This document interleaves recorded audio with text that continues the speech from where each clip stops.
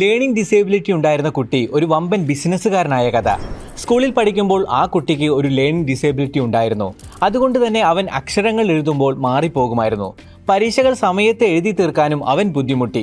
കാരണം മറ്റു കുട്ടികളെ വെച്ച് നോക്കുമ്പോൾ അവൻ്റെ എഴുത്തിൻ്റെ വേഗത തീരെ കുറവായിരുന്നു. താരെ സമീൻ പർ എന്ന സിനിമയിലെ ആ കുട്ടിയെയാണ് ഓർമ്മ വരുന്നത്. എന്നാൽ നിങ്ങൾക്ക് തെറ്റി. അന്ന് വെറും ഒരു ആവറേജ് സ്റ്റുഡൻ്റ് ആയിരുന്ന ആ കുട്ടി ഇന്ന് ഫോബ്സ് ബില്യണയർ ലിസ്റ്റിൽ ഇടം പിടിച്ച ഒരു വമ്പൻ ബിസിനസ്സുകാരനാണ്. അദ്ദേഹത്തിൻ്റെ കമ്പനിയുടെ ടേൺ ഓവർ ആകട്ടെ ഇന്ന് 1700 കോടി രൂപയിൽ കൂടുതലുമാണ്. സ്റ്റെബിലൈസറിൽ നിന്ന് തുടങ്ങി water theme park, real estate എന്നിങ്ങനെയുള്ള വ്യത്യസ്ത മേഖലകളിൽ വിജയം കൈവരിച്ച ആ മലയാളിയെ നിങ്ങൾക്ക് മനസ്സിലായോ? അതെ, തൃശ്ശൂർക്കാരനും വി-ഗാർഡ് ഇൻഡസ്ട്രീസിന്റെ ഫൗണ്ടറുമായ കൊച്ചൗസേപ്പ് ചിറ്റിലപ്പള്ളിയാണ് ആ ബിസിനസ്സുകാരൻ. ചെറുപ്പത്തിൽ കൊച്ചൗസേപ്പിന്റെ വലിയൊരു ആഗ്രഹമായിരുന്നു ഒരു സയന്റിസ്റ്റ് ആവുക എന്നത്. ഫിസിക്സിൽ മാസ്റ്റർ ബിരുദം നേടിയ ശേഷം ആ യുവാവ് ISROയിൽ ഒരു ജോലിക്കായി പലതവണ അപ്ലൈ ചെയ്തു. എന്നാൽ ഭാഗ്യവശാലോ നിർഭാഗ്യവശാലോ അയാൾക്ക് അവിടെ സെലക്ഷൻ കിട്ടിയില്ല. അങ്ങനെയിരിക്കെ 1973 കൊച്ചൗസേപ്പ് തന്റെ ആദ്യത്തെ ജോലിക്ക് കയറി.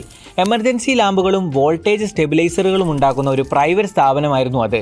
ആ കമ്പനിയുടെ റിസർച്ച് ആൻഡ് ഡെവലപ്മെന്റ് ഡിപ്പാർട്ട്മെന്റിൽ 3 വർഷം ജോലി ചെയ്ത ശേഷം തന്റെ സ്വന്തം ബിസിനസ് തുടങ്ങാൻ കൊച്ചൗസേപ്പ് തീരുമാനിച്ചു. കാരണം അപ്പോഴേക്കും ഇലക്ട്രിക്കൽ ഗുഡ്സിനെ കുറിച്ച് ഒരുപാട് അറിവ് ആ ജോലിയിൽ നിന്നും അയാൾ നേടിയിരുന്നു.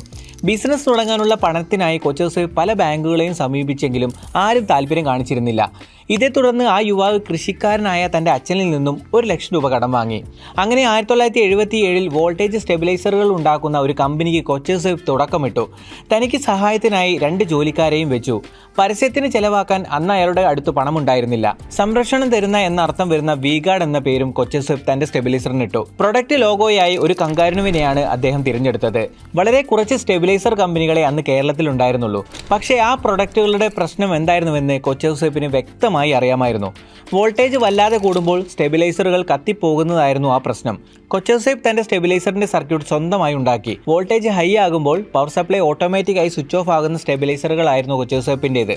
അങ്ങനെ കൊച്ചൗസേപ്പ് തന്റെ ആദ്യത്തെ സ്റ്റെബിലൈസർ 495 രൂപയ്ക്ക് വിറ്റു.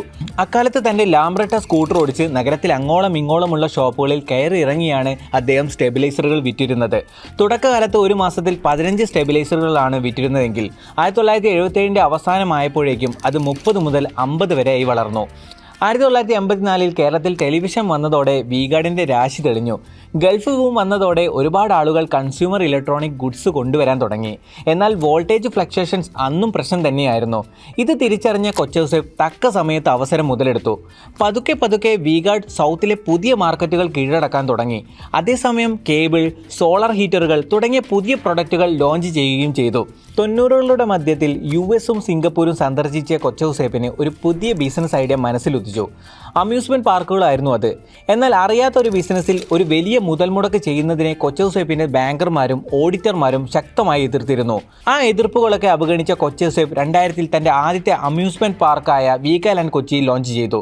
വീഗാലാൻഡ് ഒരു വൻ വിജയമായതോടെ ബാംഗ്ലൂരുവിൽ ഇന്ത്യയിലെ ഏറ്റവും വലിയ അമ്യൂസ്മെന്റ് പാർക്കായ വണ്ടർലയും അദ്ദേഹം തുടങ്ങി. 2008 ഒരു പബ്ലിക് കമ്പനിയായി മാറിയ വി-ഗാർഡ് ഇന്ന് 4850 കോടി രൂപ റവന്യൂ ഉള്ള ഒരു പാൻ ഇന്ത്യൻ ബ്രാൻഡായി വളർന്നിരിക്കുന്നു. വീഗാലാൻഡ് ഹോംസ് എന്ന പേരുള്ള റിയൽ എസ്റ്റേറ്റ് ബിസിനസ്, വി-സ്റ്റാർ എന്ന പേരിൽ കൊച്ചൗസേപ്പിന്റെ ഭാര്യയായ ഷീല തുടങ്ങിയ ഇന്നർവെയർ പ്രൊഡക്ട്സ് ബ്രാൻഡ് എന്നിവയാണ് ഈ ഗ്രൂപ്പിന്റെ മറ്റ് പ്രധാന ബിസിനസ്സുകൾ. കൊച്ചൗസേപ്പിനെ കുറിച്ച് പലർക്കും അറിയാത്ത 5 കാര്യങ്ങളുണ്ട്.